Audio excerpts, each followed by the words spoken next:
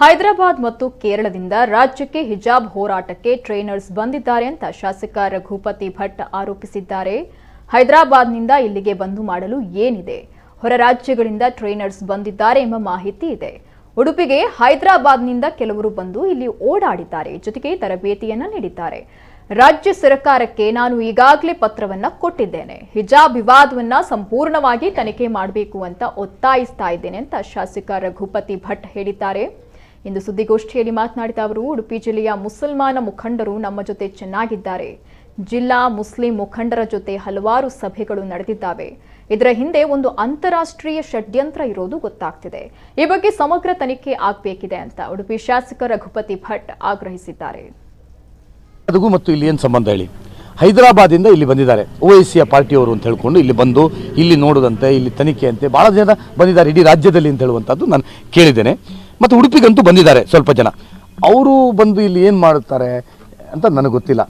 ಇಲ್ಲಿಯ ಉಡುಪಿಯ ಮುಸ್ಲಿಂ ಸಮುದಾಯದವರು, ಮುಸ್ಲಿಂ ಒಕ್ಕೂಟದವರು ನಿರ್ಣಯ ಮಾಡಿದ್ದಾರೆ. ಅವರು ಸರಿ ಇದೆ, ಅವರ ಧರ್ಮದಲ್ಲಿದ್ದದ್ದನ್ನು ಹೇಳಿದ್ದಾರೆ. ಆದರೆ ಯಾರು ಆ ರೀತಿ ಉಗ್ರವಾದ ಹೇಳಿಕೆಯನ್ನು ನಮ್ಮ ಉಡುಪಿ ಜಿಲ್ಲೆಯ ಮುಸ್ಲಿಮರು ಯಾರೂ ಕೊಡಲಿಲ್ಲ. ಮುಸ್ಲಿಂ ಮುಖಂಡರು, ಮುಸ್ಲಿಂ ಒಕ್ಕೂಟ ಇರ್ಬೋದು, ಮುಸ್ಲಿಂ ನಾಯಕರು ಇರ್ಬೋದು, ಯಾರೂ ಕೊಡಲಿಲ್ಲ.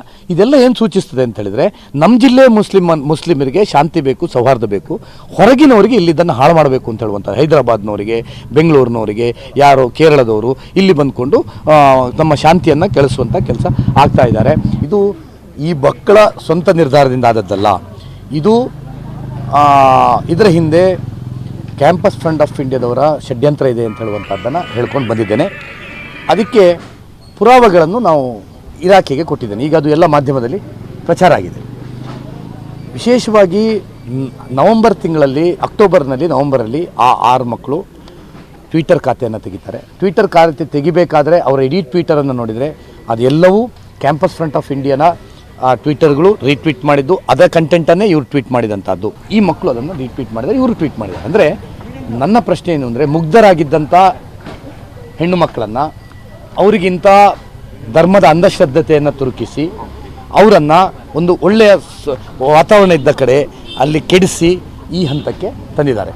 ಮತ್ತು ಈ ಮಕ್ಕಳು, ಮುಗ್ಧ ಮಕ್ಕಳು ಹಿಂದಿಂದ 1.5 ವರ್ಷ ಹಿಜಾಬ್ ಕ್ಲಾಸ್ ರೂಮಲ್ಲಿ ತೆಗೆದಿಟ್ಟು, ನಾವು ಹಿಜಾಬನ್ನು ಬ್ಯಾನ್ ಮಾಡಲಿಲ್ಲ. ಹಿಜಾಬ್ ಹಾಕ್ಕೊಂಡು ಕಾಲೇಜಿಗೆ ಬರ್ತಿತ್ತು, ಕ್ಲಾಸ್ ರೂಮ್ ಒಳಗೆ ಹಿಜಾಬ್ ತೆಗೆಸುವಂಥ ವಿಷಯ ಇದ್ದದ್ದನ್ನು ಇಷ್ಟು ಹಠ ಹಿಡಿದು ಜೋರು ಮಾಡಬೇಕು, ಅದನ್ನು ಮುಂದುವರಿಸ್ಕೊಂಡು ಹೋಗಬೇಕಾದ್ರೆ, ಮತ್ತು ಭಾಳ ಬಡ ವಿದ್ಯಾರ್ಥಿನಿಯರವರು ಅವರು ಈ ಮಟ್ಟಕ್ಕೆ ಸುಪ್ರೀಂ ಕೋರ್ಟು, ಹೈಕೋರ್ಟ್ಗೆಲ್ಲ ಹೋಗಬೇಕಾದ್ರೆ ಇದರ ಹಿಂದೆ ಏನು ಷಡ್ಯಂತ್ರ ಇದೆ, ಇನ್ನು ಮುಂದೆ ಯಾವ್ಯಾವ ವಿಚಾರಗಳನ್ನು ಹಿಡ್ಕೊಂಡು ಈ ರೀತಿ ಶಾಂತಿ ಕದಡುವಂಥ ಕೆಲಸ ಮಾಡ್ಬೋದು ಅಂತ ಹೇಳುವಂಥ ಭಯ ಇರೋದ್ರಿಂದ ಇದನ್ನು ಸಮಗ್ರವಾದಂಥ ತನಿಖೆ ಆಗಬೇಕು ಅಂತ ನಾನು ಆಗ್ರಹಿಸ್ತಾ ಇದ್ದೇನೆ.